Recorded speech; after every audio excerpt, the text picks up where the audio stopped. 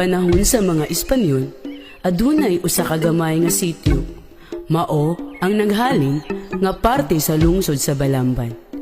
Kini nga sityo nahimong abutanan ug pahulayanan sa mga negosyanteng dumuduong gikan sa mga lagyong dapit.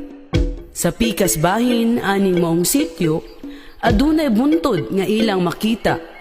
Mao ang bungtod sa Bagakawa nga parte usab nga bahin sa lungsod sa Tuburan. Ug diri ilang nasuta nga daghan ang mga namuyo niini.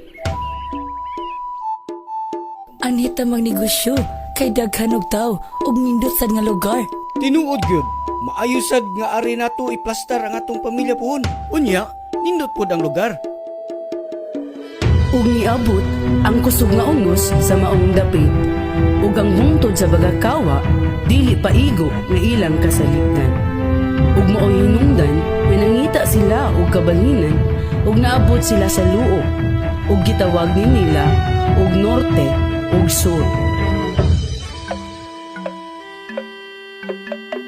Arita sa norte, maayo diri kay salipod pud sa hangin. Sige, ari sad nato itukod ang pantalan kining entrada sa baybayon. Ug diri nagsugod nga nakabaton na sila og pamilya ug diri na sad sila nanginabuhian. Magampo ta, halad pa salamat sa patron nga nakabato na ta og kalinaw.